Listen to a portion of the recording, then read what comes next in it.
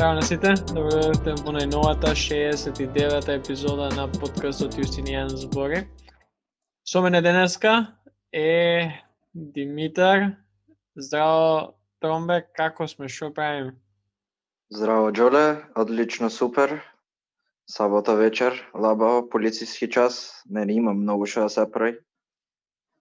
Ја ти реков, сега сум измеѓу кошакарски утакмици, така што нема да должиме премногу. Денеска, мислам, оваа недела ја завршуваме со последната од 4 епизоди за студиите на правниот факултет, со епизода за твоите, за правните студии. Можеш нешто да ни кажеш повеќе, кои ќе можат слушателите да ги слушнат и зашо зборувавте?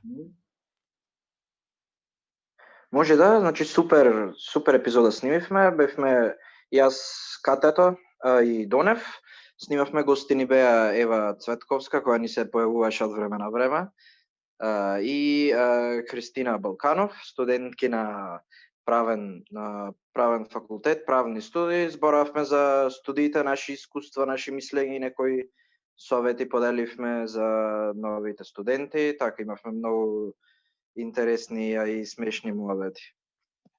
Мислам дека секоја од 4 епизоди до сега различни се меѓу себе и тоа може убаво да се примети ако некој ги има изслушано сите 4. Ама дефинитивно ја као некој кој што беше на сите 4, навашава само као за да снимам. Интересна е и едва чекам да видиме реакции за истата. Пред тоа, нели, да направиме еден мал хатсит култрон. Имаш ја ќе почнам, па после ти идеш. Ја хатсит не знам, мора владата да ја ставиме. Мора, едноставно, поготово после еден ваков викенд кај што редица на луѓе идат за Србија да се вакцинираат, кај што еден Вучич испаднува на народен херој. И не ќе премногу да коментирам, ама дефинитивно не ми е... Мислам, супер за тие луѓе кои што одлучиле тоа да направат, ама владата стварно зафркна работа у последниве 3 месеци. Мој хат сит ми го зеде Джоле, ми избрза, ама сепак ќе кажам и јас владата ја клавам од истите причини и нема друго да смислам, пошто мислам дека треба за ова да спомне, пошто стварно е сериозен проблем со вакцинациите. Мислам, толку се неодговорни.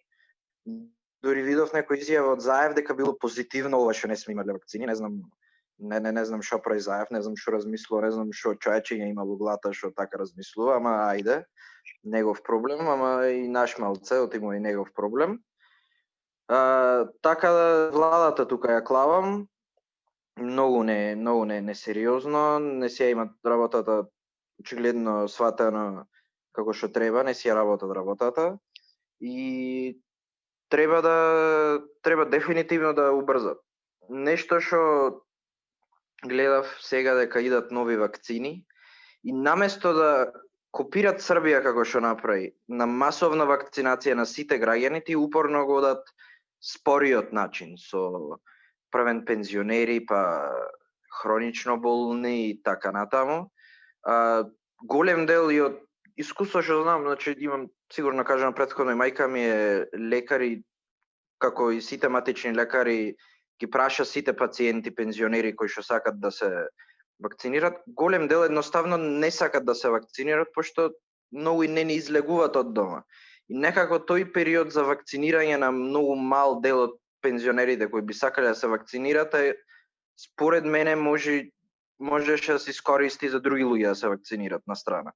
Така да мислам дека во овој дел можевме многу да научиме од Србија и нивниот принцип на масовна вакцинација на сите граѓани. Да, ќе видиме како ќе иде, само не охрабрувачки, ајде, тој збор да искористам. И да, малце не ми се допадна она славие за една година НАТО, премногу, као луѓето со COVID се борат као по 30 мртви на секој ден, над 1000, сега веќе не е ни над 1000, сега е над 1200-300 заболени нон-стоп, па ти правиш манифестации и славиш една година у НАТО, ама поготово после целиот фейл со вакцините, ама добро. На Култрон ја ќе оставам Ginger Balance. Толку. Ginger Balance, да живее Ginger Balance-от во Македонија. Да. Јас во Култрон ќе клавам Србија, владата на Србија и цел српски народ, зашто за големата солидарност што имат покажано код нас македонците, што код нас граѓаните на Македонија што сакаме да се вакцинираме таму. Значи, сепак во една ваква ситуација кај што голем дел од државите си задржуваат вакцините за своите граѓани, нели разбирливо е. Србија е едно од тие кои што нели му помогнува на комшиите од регионот. И едноставно не знам, барем мене ми се буди некако чувство како таа југословенска солидарност да се враќа. Да, мислам, сите валјда знаат како ја се чувствувам спрема Вучич. И се уште мислам дека Вучич е најлош политичар после Милошевиќ на Балканот. А ова ја го гледам лично као еден добар политички трик да Вучич се представи да знаеш, да дое на тоа место као политичар, најважниот политичар на Балканот. Се надам дека, мислам, останува тоа, нели, за Србија и тоа што каже све супер, ама као идете, вакцинирајте се у Србија, ама немојте да заради тоа да осмените мислење дека Вучич уствари е добар. Ако гледаме убаво Србија пред коронава, па и на почетокот со целава криза, беше многу полош од ситуацијата кај нас. Ама ајде, да не навлегуваме премногу тоа. Ја би предложил да идеме со епизодата. 40 на минути, мислам, вие најмалце имавте, најмалце зборавте од сите, пошто сите имавме околу саат и повеќе од саат време, и околу 40 на минути, така што сега идеме со разговорот кој што Тромбе, Кате и Донев го направија со Ева и со Христина.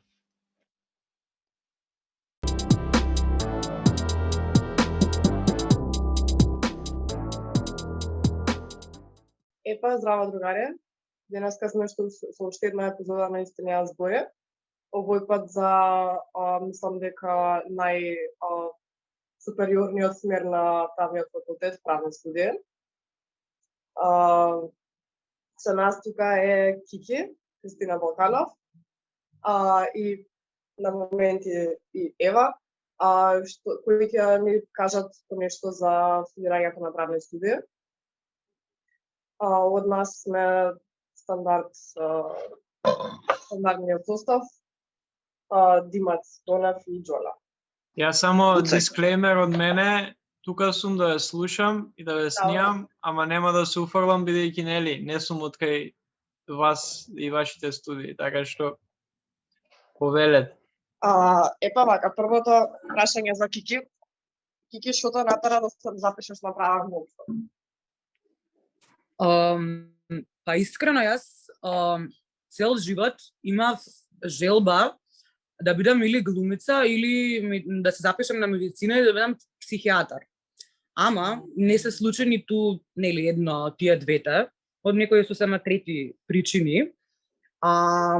Искрено единствен факултет каде што мислев дека ќе дојде до израз мојата способност пред се за јавно, значи изразување би бил правен факултет, така што немаше, знаете, нели углавном сите во средно планираат каде, што, како се распрашуваат искуства.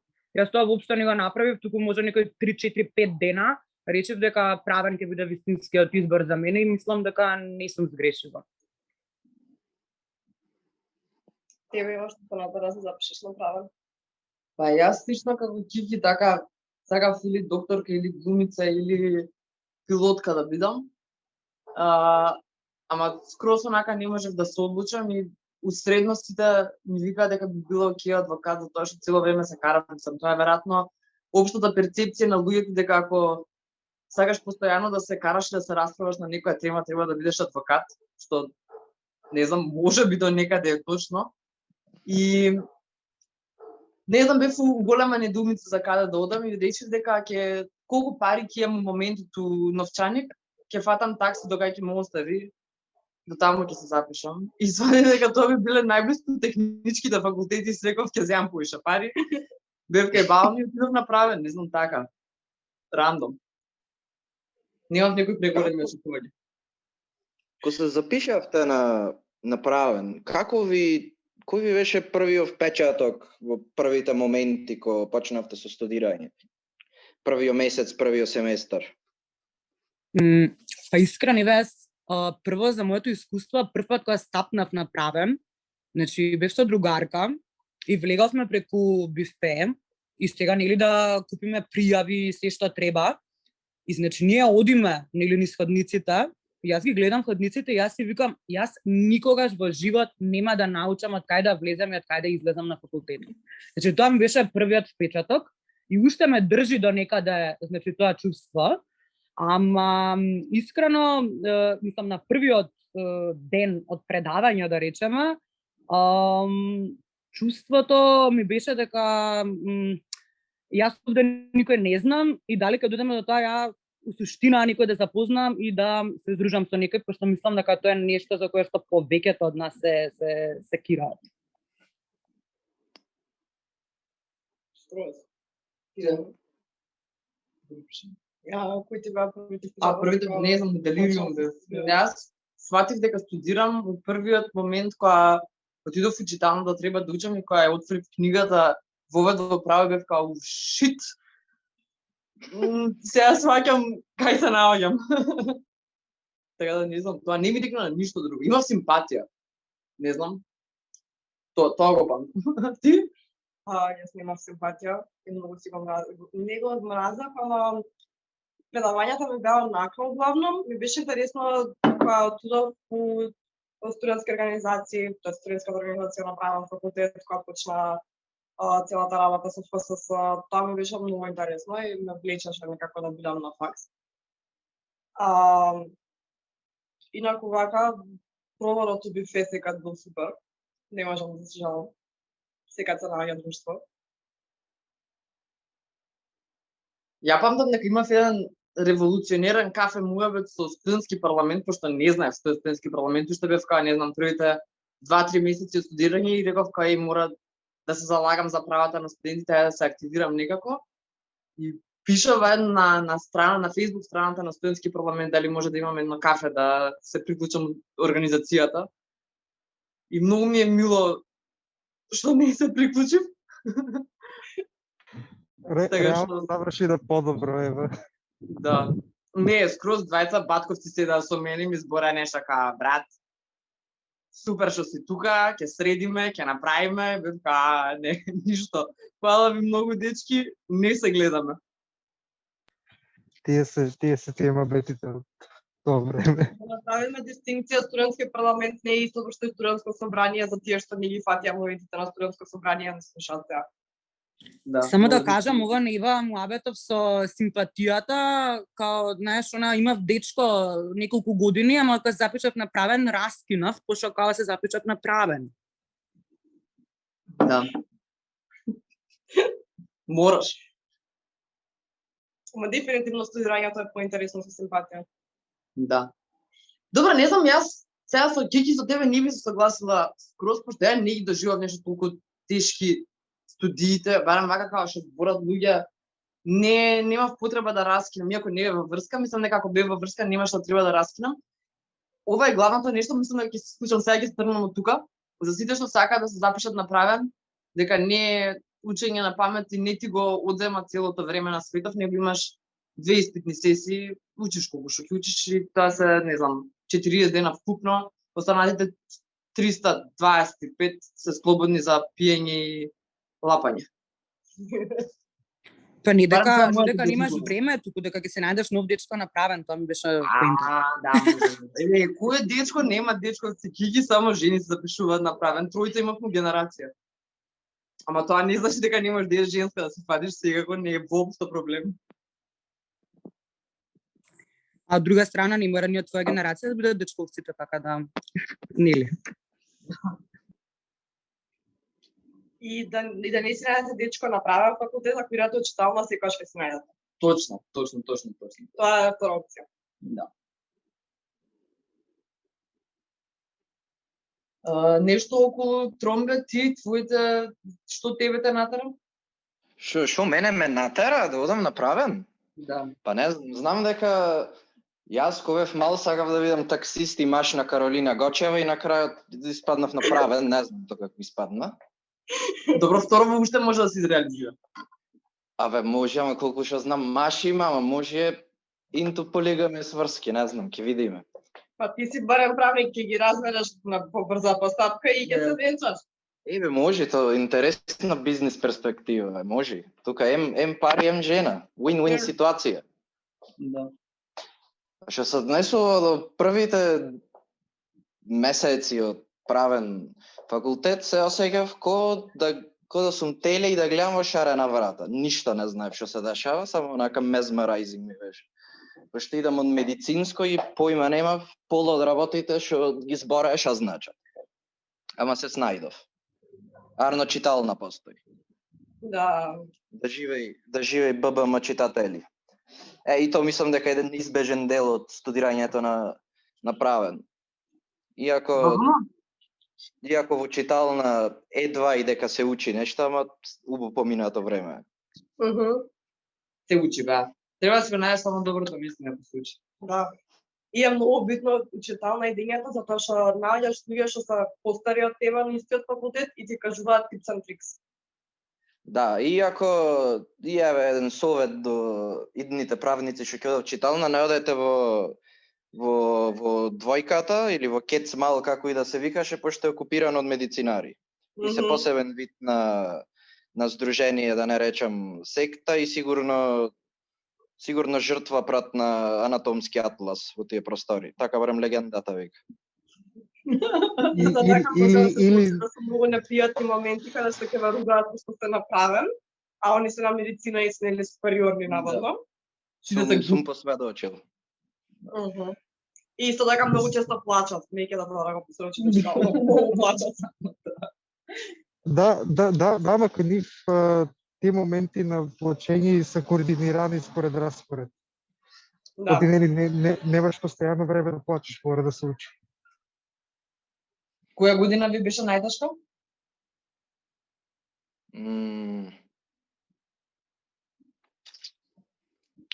Не толку цела година, колку неколку семестри. Мислам дека семестарот кога имавме административно, заборев кој беше? Четврт и последниот семестар, трета година. Не толку дека предметите се нешто многу тешки, туку крајот секогаш е најтежок. Мене ми е сега тешко, само пошто онлайн и немам никаква мотивација да учам, да бидам искрено. Мене искрено беше најтешко, значи четврти семестар, не заради друго, туку заради тоа што мислам, нели таква беше ситуацијата, не дека сега не е полош, ама тогаш буквално нели во еден ден прекина да функционира нормално Македонија, мислам како и остатокот од светот, и одеднаш ти си навикнат на еден начин на предавање и сега ти и на нели восприемање на целиот тој процес на студирање, и сега имаш нешто сосема ново на кое што треба да се навикнеш, до кое што треба да се соочиш. И искрено, значи тие предмети, значи казнено, административно, трудово и семејно и наследно, мислам воопшто не се тешки, значи не е тешка материјата, туку тешко беше да се навикнам дека ќе треба на нов начин да учам, дека ќе треба да имам скроз нов распоред на денот и така што тоа е тоа. Мене прва ми беше најтешка. Не знам, јас не ја фатив короната која требаше да... Мислам, полагав испити, ама сепак бев на мастер. Така што каде полабаво ми беше се, ама прва година ми беше убедливо најтешко. Пошто не знаев кај се наоѓам, не знаев како треба да се учи. Ама не би постал сухаров. Се чувствувам кога имам некоја среќа или привилегија што првите 3 години, да не речем на јубаите години од факултетот ги поминав на факултет, не ја фатив короната. Среќа во несреќа што на мастер ја фатив, и посега на мастер не се одеше на факултет, ама ми е жал за вас што уште сте на додипломски, што треба од дома да седите и да учите и да гледате, да не одите на факултет. За жал нема да можете Спасов да го гледате на факултет, што е голема трагедија.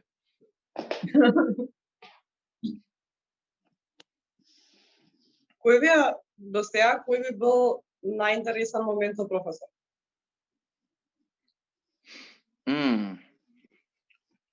А јас ќе почнам, морам да спомнам професорката.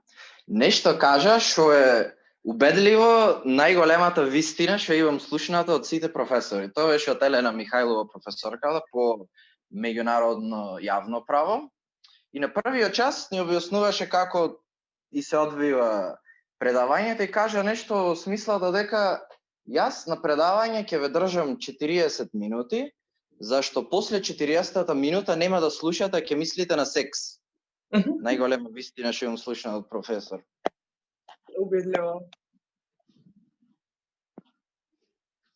Кике?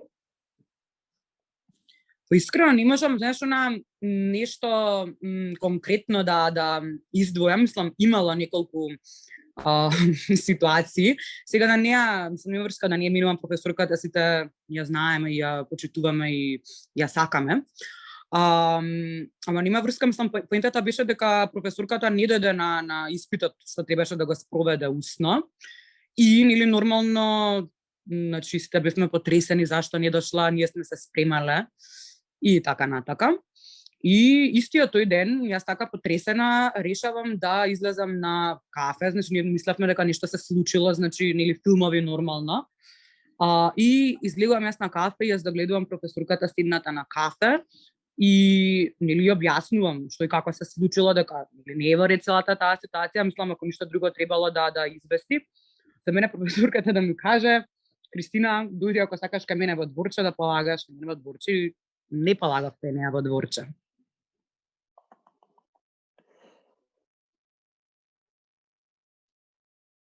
Мислам дека имаш кажува овај момент. Да, мислам ова значи мислам онака доста, не знам, сум го раскажувала затоа што знам, мислам, мене тогаш ми беше, значи бев пренапната, пренервозна, како може така. Сега ми е интересно, мислам, знаеш, чисто узмуабет, ама тогаш колку бев нервозна, мислам дека ако тогаш нешто не направев, никогаш нема да направам. Ние се укочивме и не чувме што кажала професорката. Да, професорката ми рече да полагам кај неа во дворче ако сакам. И при тоа јас побарав сведок, затоа што нели знаеш на поучена двајца сведоци мора да имаш што и да правиш, значи за да нели се докаже дека нешто си направил.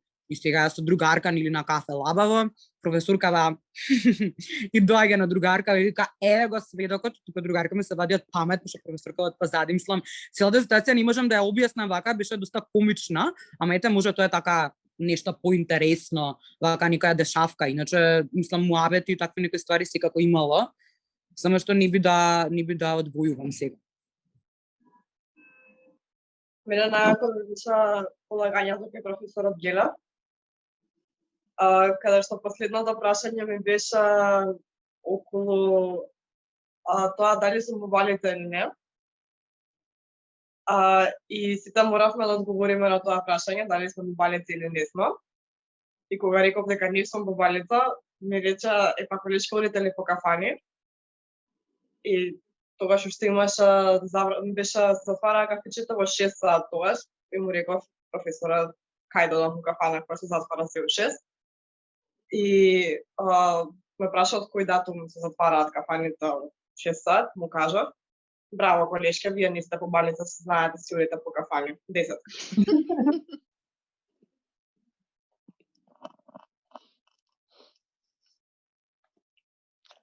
Да, морам да признам дека едно од поинтересните предавања сека професор Гелев. Тварно ретко се годи таков професор. Кој би било сега најинтересен предмет? Ева од предавања. Мене ми биле најинтересни, Леле, извини што те прекинав, ајде. Не би не докажи се тоа.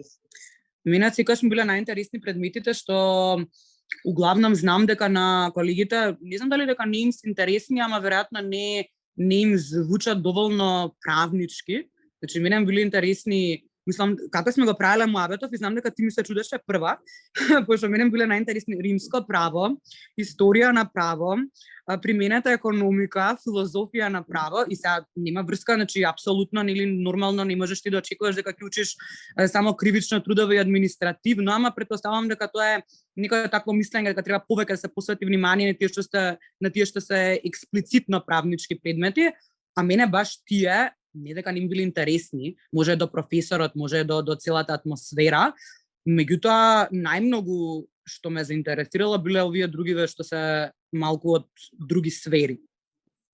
За историја се согласуваме тука, мене ме беше многу ќе историја и социологија и статија.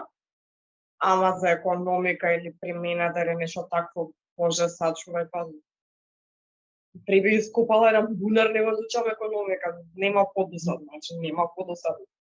За кој како, ама за мене.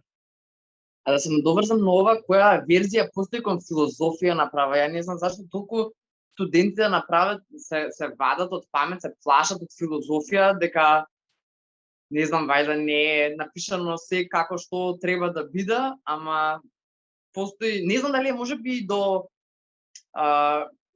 материјалот кој што е за учење, знам дека книгата е прилично лошо напишана, ама филозофија на право е најдобриот предмет на правни студии. Без филозофија не постои ништо, ама студентите за жал ја мразат. А инаку на прашањето кој ми бил најинтересен предмет, секој семестар мислев дека имам омилен предмет, дека готово ќе се насочам во таа, не знам, си го менјав пасвордот на Facebook, пример, филозофија на право или Сашо Георгиевски или сеедно кој да е тековен ден испрашува сеедно нешто што е актуелно и мене ми е најако на цел свет. А никош не сум била нешто вака ретроспективно по учењето средно и основно, ама кога дојдов направен многу се ми беше прееуфорично и јако и се ми беше многу добро и забавно. И стереотипично правни и нестереотипично правни предмети. Не за мене ми е супер. Ја имам супер искуство вака за правни студии, тоа имам да го кажам и со дјаволот. Чао. Чао, Ева. Чао, Ева. Фала што ми присуствуваш. Предмети ми беа интересни, мислам неубедливо најинтересен ми трудово, затоа ја одидов на мастер таму. Што се однесува до предавање, како предавање, многу ми беше интересно, ама само едно предавање имаше дојдено професорот. Тоа беше предавањето на бившиот декан Каевски по деловно право. Мислам дека деловно право беше предметот, да. И беше многу интересно беше предавање. Трговско, извини. По трговско. Мене беше тоа предавање многу интересно. Ми беше интересно како професорот предаваше и се разбира како врв на сите предавања се предавањето од Марко Кртолица, кој да било предмет. Дали уставно или политички систем. Јас ја немам сликата никаде. Мислам дека онака имаме изградено, значи подсвесно култ спрема професорот Марко Кртолица, мислам он дефинитивно заслужува, ама знаете она на пример некои помалени или што се генерацији, сега нема везе, значи ти правиш муабет или што како тие што тие. Леле брат, значи Кртолица ми предава. И сега кога ти знаеш дека Кртолица можеш само да нешто не да се воодушевиш за каков професор, станува збор, мислам малце сега бегам од темава, али сакам да кажам дефинитивно е тоа дека ние студентите во секој случај приметуваме кој колку се труди и дали воопшто некој се труди, тоа дефинитивно знаеме да го возвратиме или да го цениме. Апсолутно. Мене најмногу ми е жал за генерациите кои што сега поради короната нема да имат прилика да ги изведат оние симулациите на политички систем на САД и на Велика Британија. Оваа година не ни предаваше политички систем, Марко. Да, знам. Жалам бе.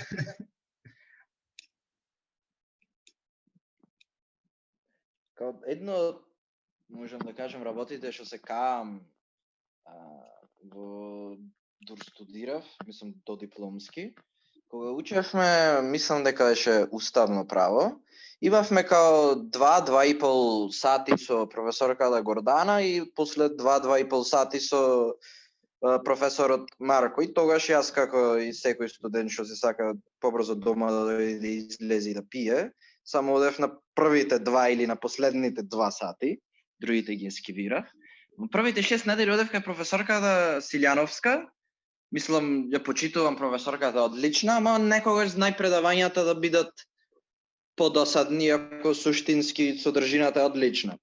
Ама последните 6 недели, кога оидов кај професорот Марко, тогаш веќе ми беше многу поинтересно и се кам што не бев првите 6 недели кај него, што не присуствував на тие предавања. Иначе да, дефинитивно има некоја култна личност кон Марко Кратолица, а и тука и Прешова може да се клај, ама for different reasons, I guess. Причината е науката и стилот на предавање. Да. Не знам дали тоа, ама ако би си играл Fuck, Marry, Kill со професори направен, Марко и Прешова би биле едно од нив, само не би кажал кој што би бил. Треба нека тоа да го направиме, ама кој ќе дипломираме сите.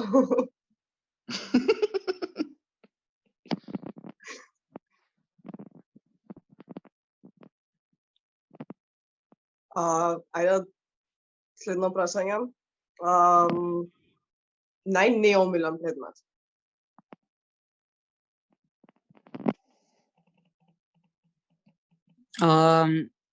Јас, искрено, немам најнеомилен предмет, само што, мислам, нашиот аспект као леле материјава, значи толку ја хейтам, што значи стварно не можам книгава да ја гледам. Значи такво нешто немам. Ама од друга страна, ако размислам, значи што ми било баш она најтешко да, иако значи е лесен предмет, само што мене веројатно бил комплициран, пак ја кажам, само заради самиот процес на адаптација од она во живо, значи предавања до нели онлайн предавања, ми беше административно. Значи за сите кои што положиле, значи супер, за тие кои што тек треба да положат. Ајде тој делот што е материјалното административно право, окей, процесното, ја не знам дали беше до мене, мислам, мене са стварно тоа ми помогна и за овие другиве што ги слушам сега процесни, значи казнено процесно и граѓанско процесно. Ама јас толку се знамачив со тој предмет што беше страшно, значи не од аспект на најнаомилен, туку значи на најтешко да го спремам испитот. Јас сега треба да го спремам, нема плаши. Со среќа, Катенце, за tips and tricks обратим се. Ти благодарам. За ова е многу корисно да имате другари што се постари од вас. Tips and tricks, најбитното на предметот. Најмногу мака јас видов со примената економика, не можем, тој предмет е едноставно канцуре.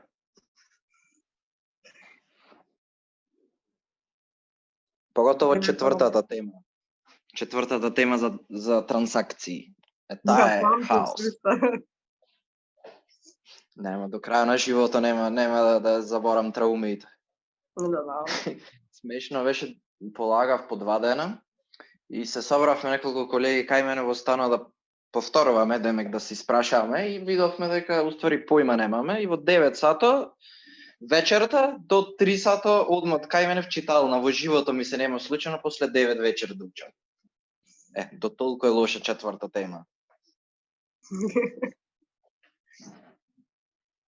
Мене економика ми беше најтака безвезен, но не дека е тежок, него мене лично ми е економија, сошто економско многу досадно звучење. И кога ми е нешто досадно, не можам да го сварам. Например, не знам, историја, многу поиша си има джавема колегите, дека многу има, дека не можат да го разберат така натаму. Ама беше преинтересно и кога прерасно го научив, а економика што беше досадно не може. Економика, speaking of економика, за малце ќе ми избркај од испит. Зашто? Јас, главниот, си се консултирав со една колешка што седеше до мене, прилично погласно од пропишаното. Ама не ме избрака, за среќа си го положив испитот. Значи имаме докази дека дипломата не ти е многу валидно. Па чим дошло до економика за утврдување на валидност на диплома направен, значи стварно не ми е валидно.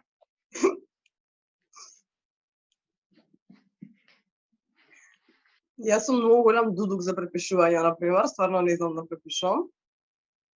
И затоа не се ми обидувам, пошто одма ми се гледам на фаца, мислам, нема шанси да не ме пецаат. И мислам дека со онлајнот останав единствена што не препишуваше ништо. Имаше случаи да сред испит со бубици кај што ги бркаат од телефон, кај што ги фаќат со сликано и не можам, не знам. Мислам, попро не знам како, ама и неќам премногу стресно е. Да.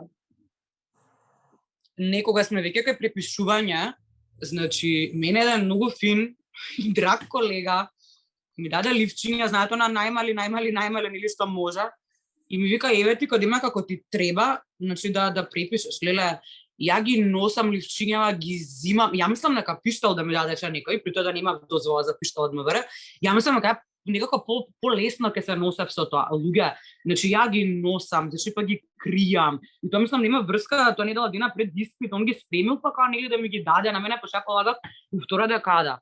И ништо на крај пред испит ги дадов на колешка, пошто ја мислам дека че толку се стресирам дека нема шанси никогаш да препишам, а поготово не за ова за онлайн на пример. Се нешто мислам дека ќе ми каже професор ај сврти камера 360 степена, ај не знам што, значи не знам како да кажам. Мене одма ми се гледа на фаца, например, нема шанси да и нешто ќе направам, или ќе се заборавам дека препишувам и ќе си ги покажам листовите на камера ако пробам. Или некоја слична глупост ќе направам. Тоа е стенија моралистички дел од нашата свест што работи за правниците.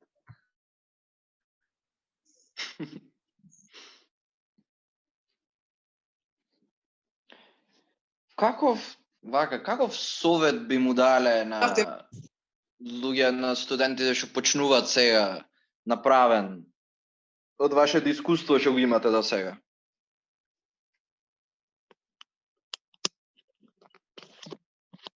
Да не ги слушаат постарите, усредни не постарите генерации, да ги слушаат постарите генерации да спекнат тоа, знаете, еве на пример сега јас гледам, нели кога сум веќе мислам како да кажам постар од помладите на правен факултет, гледам дека мислам веројатно сте имаме таква нека тенденција да сакаме да ги уплашиме малце дека е многу тешко и дека ќе немаат време за ништо и дека стварно има професори кои што не знам што ќе им прават, мислам тоа уопште не е така. Значи јас, што све не сум слушала искуства од професорки поготово, значи за каков однос имале, колку биле строги, значи апсолутно, значи ја не сум имала никакво ниту едно негативно искуство, напротив, мислам само позитивни искуства, што професионално, што приватно, а од друга страна ако веќе одлучили сакаат да се запишат на правен, да не слушаат луѓе кои што немаат никаква допирна точка со правен, значи не знаат ни кај е кампусот, и кои што ќе им викаат, аха, сигурно ќе учиш таму ти све на памет и нема никад да најдеш работа и не знам, значи мислам дека тоа не треба апсолутно да се обрнува внимание, заради тоа што ти нешто ако сакаш и ти нешто ако можеш да правиш, кога тогаш мислам тоа ќе биде проценето од околината и верувам, се надевам дека ќе биде вреднувано затоа што би требало да биде вреднувано. Сите што ви викаат дека правење бубање, никад не размислувале логички во животот. Значи, у правото има логика, во општествената наука има логика, причинско-последични односи. Значи, нема tukаш некој не знам какво бубање. Да, окей, имаш сега, не знам, треба да научиш некои рокови глупави као административно процесно, окей. Ама тоа го има у секоја можна наука и на, не знам, електро треба да бубаш формули или не знам какви аксиоми, како и да се вика, кои изимаш за такви. Така што не е некоја поразлично бубање од било кој друг факултет. Пак се сведува на логика, пак се сведува на како размислуваш, дали размислуваш логички И дали ќе успееш да ги поважаш работите. Да. Има цел термин што се вика правна логика. Да.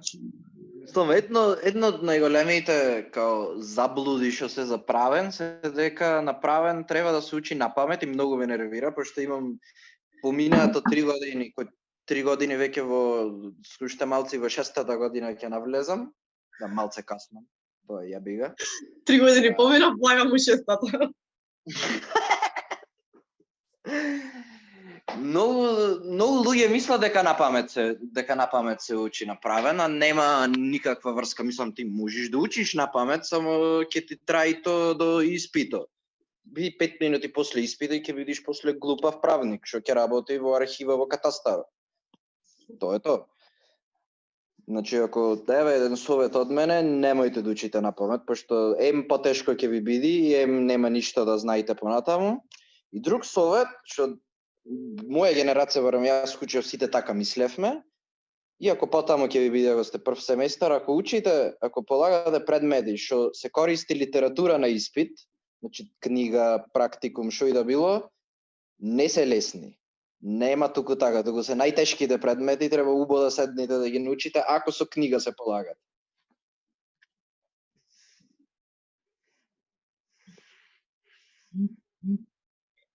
Ја искрено кога ќе ми кажат дека ќе дозволат, значи да речеме закон или не е битно, значи или на самиот испит, ја мислам дека од стресот што мислам дека нема да најдам каде што членот, пошто нели нормално не ти даваат да листаш, сега ти да го бараш или кај беше членот.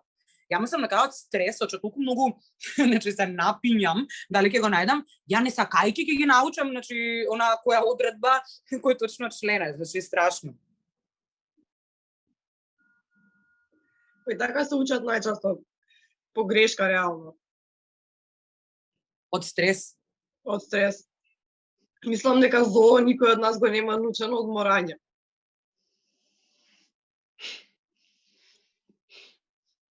Па 1041 член, бога ми да ти кажам, да.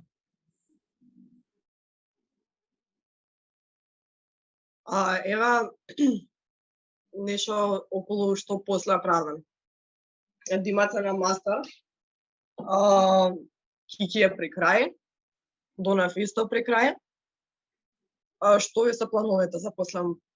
Само си го поправам лапсусот, 1141. Фала мене што ме избегна кате толку елегантно. Не ти избегнав, што после студи? Па ти си више после студи. На Балканов, Донев.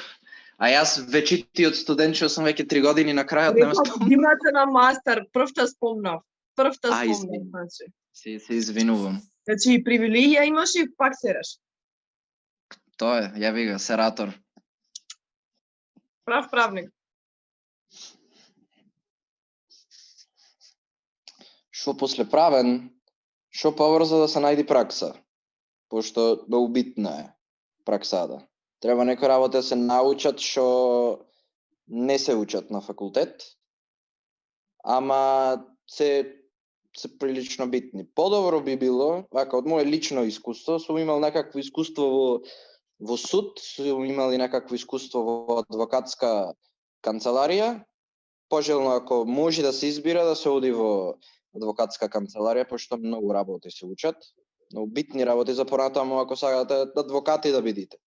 Ако не, судството е тука. Така да тоа би рекол, да се заврши мастер, 1 година да се оди на пракса за правосуден, да се заврши правосуден и после веќе може да кажеме дека учењето престане. За сега.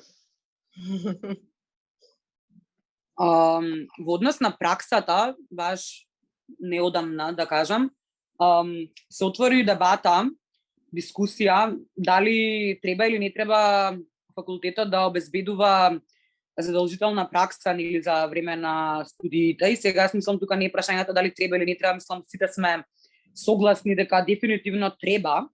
Меѓутоа, од друга страна се поставува прашањето зошто, значи треба да обезбеди, тоест зошто не обезбедува, меѓутоа да не навлагам нели сега во детали на целата таа тема, пошто има доста за елаборирање. Јас мислам, значи се согласувам дефинитивно со Димитар дека мора да се посетува ако ништо друго пракса, значи во нека адвокатска канцеларија, значи заради твое лично искуство и заради контактите кои што ти ќе ги воспоставиш во текот на праксата и со самото тоа што значи ти знаеш дека ќе се чувствуваш посамоуверен и за време на предавање и за време на испит, заради тоа што ти мислам не дефинитивно факт е дека теоријата е најважниот дел и значи мислам мора да се знае нели за да може да се практикува. Меѓутоа, од друга страна, значи кога човек ќе се нели соочи со праксата наспроти теоријата, ќе му се прошират видиците, пошто нели ние не сме еднодимензионални, 3D сме, има кина 7D. Значи, сакам да кажам, мора да се размислува повеќе димензии. А зашто после студиите, нели тоа ти беше прашањето? Сега не знам дали мислиш конкретно што ние планираме или што мислиме дека треба да правиме после студиите, пошто се две различни работи, реално се различни работи со оглед нели на можностите. Искрено јас кога се запишав, значи првично на правен, кога нели почнав со предавања, полагања и се, значи јас бев одлучена дека ќе се занимавам со политика, па да тука некај. Значи ја морам у политика, значи не знам. Само што мислам знаеш како многу работи реално не ти се јасни, значи кога си ти прва година и ти си влезен у филм дека ти ќе смениш државата и дека само на тебе се чека. Само што покасно во текот на студирањето ќе ти се појават некои професори кои што ќе ти објаснат дека тоа не е така и ќе ти го сменат уствари целиот начин на размислување. Нормално ако ти им дозволиш и ако тие се доволно мислам кадарни и вешти, среќа во мојот случај било така. И скрос ми се сменил ставот во однос на тоа дали јас сакам или не сакам да се занимавам со политика. Ама значи сакам да кажам се што не сум решена со што конкретно. Од политиката не се откажувам, можеби за подалечна иднина, меѓутоа секако нема да, мислам, не се гледам себе си она директно како адвокат, а можеби повеќето ми рекле леле ти си родена за адвокат, меѓутоа јас не се гледам и одговоров ми беше округла па на ќоша. Ова Христина, ово е председателска кампања најава. Да. Ексклузива. Уште од сега се спремам за сликата на билборд, што ќе ми биде. Јас да не сум онака за билборди да се ставаат сегде, значи против сум, али пошто као сум ја. Ама сега за мене еден мора. Да бе, да. Да се спремам, значи да се негувам, пошто нели како викаат кожата памти за утре ден, значи да бидам представител на се гордеете, да речете јас ја знам, значи ние се дружиме. Едва чекаме Кике за кружата број 1 Балканов. Ева последно прашање, мислам дека доста зборавме. Не кажа ти што планираш, пошто твоето е возбудливо. Значи јас го знам приватно и знам дека е возбудливо, пофали се малце. Па вака, јас планирам да продолжам да се занимавам со сексуално репродуктивно здравје и права. И не планирам да ми е нешто многу правничка кариерата во животот. Освен ако евентуално не се решам да идам на казнено мастер, ама во исто време и на родови студии. Или што би рекол Димац, кралица на лесбијките. Фала, Димитар. Не знам што да ти кажам нова. И планирам да, ако останам во правничката струка, да се бавам со родово базирано наследство конкретно. А ако не останам, сакам повеќе да се фокусирам на сексуално образование, генерално човековата сексуалност ми е така пасија. Значи само со лубриканти се занимавате, а вакцини да донесете? Значи стварно, македонските феминистки треба и вакцини да донесат. Не знам се потреба. Ама од друга страна као работата на од правен као не те насочува као директно адвокат додеш или као судија или јавен обвинител, едноставно као може да се пронајдеш од други сектори, не знам, правно-политичко консултантство или I don't know. Тоа е многу голем мит дека правен да ограничува кој знае колку во струката, што не е така. Да мора да бидеш адвокат сам. Да, као точно ти го изучуваш регулативите и закони на нашата земја, ама као пак не те ограничува, пошто имаш пример меѓународно право или право на ЕУ, пишот ти отвара можности со оглед на тоа дека ние евентуално ќе треба да се впуштиме во тие процеси. Така. И последното прашање од мене за вас. Ева малце да искочиме од предавањата и испитите, која некој совет што би го дала на нови студенти, што не се однесува на предавање и испити, ама се однесува на студентскиот живот. Еве од мене, кафето у бифе не вреди за парите, боле земете си од автомат. И не се хранете исклучиво во бифе. Као, ја направив таа грешка, немој. Каде веќе бифето не постои? Кога ќе постои пак? Кога ќе биде друг? Да, Така што и да сакаат да можат. баш ми е жал. Треба да се искуси тоа одвратно кафе никогаш. Гради карактер.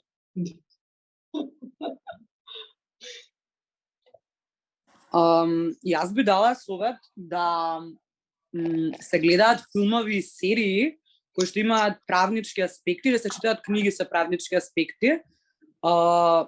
Мислам, ако некој нели сака и ако е заинтересиран за тоа, заради тоа што мислам дека со сериите, значи со филмовите, со книгите, се стекнува многу подобар впечаток за тоа што всушност се случува сега, нели нормално, мислам, тоа не се буквално извадени директно од пракса и само пресликани случаи, меѓутоа мислам дека ако некој ги, значи, прати тие серии и ги гледа тие филмови и ги чита тие книги, дефинитивно ќе се заљуби, не знам како да звучи, повеќе од правото толку што инаку е, заради тоа што мислам факт е дека нели правото како и да е секаде околу нас, така што мислам со помош на овој мој совет мислам дека стварно би помогнал ова целиот процес на студирање, мислам освен што ти ќе се заљубиш во правото, дополнително ќе имаш многу повеќе што да кажеш, ако бидеш веќе прашан нешто да кажеш. Тука сакам да се надовезам, не влагајте премногу филмот на филмовите, пошто студирате на правен, значи има цел живот да носите оддело, не го носите на факултет, пак е. Да, јас тоа исто сакам да го кажам, освен за одделата, дека некогаш, знаете ли од колку луѓе имам слушам дека си имаат запишано направено ради суд. Супер е серијата и се, ама не го отсликува толку реалниот начин на функционирање на правниците. Али да, има доста добри правнички серии. Мојот совет од вака генерално надвор од студирањето е да идете у читална да учат, пошто тоа е искуството кој што мене ми ги направи студиите многу подобри. Да. Ако не плачате никогаш заедно со колега од факултет, не сте студирали вистински. И да не ги слушате кога зборат дека ќе паднете предмет пошто професорот ве мрази, пошто не знам глупости како. Дојдете у кафана со колегите, мислам, тоа е нака најискреното, најдоброто, најчистото нешто што може да се случи во животот. Дефинитивно. Многу ќе се согласам со Ева, дека во читална е најубаво. Стварно, долго временски период учев дома јас, но кога почнав да одам читална, стварно ми се смена цел начин на учење, на позитивно се разбери. Многу луѓе запознав, што иначе немаше да ги запознам. И после читална одете во Маракана, пошто со влезницата имате пијачка. Поевтино, љубо место. Јас имам уште еден коментар да дадам, да не дозволувате да ве обземе неолибертаријанскиот индивидуализам и помагајте им на вашите колеги. Ако нешто не е јасно, ако ви треба помош од нив, побарајте и дајте им ја исто така за возврат, пошто не сме сами, заедно сме се. Дајте им да препишуваат на крај крајава, мислам, не е страшно уопште. Не секој прашање што се Да. И не секој прашање што се во Мавровка се паѓаат на колоквиум или испит. Точно. И не учат социологија од прашањата што се по книжарима, пошто не се тие. Не учат социологија уопште. Не учат да се јавите, мора да се учат. Мора? Социологија не е наука, тоа е крајниот коментар. Чао, пријатели, мило ми беше што учествував во ова. Јас и Ева треба да се караме после ова.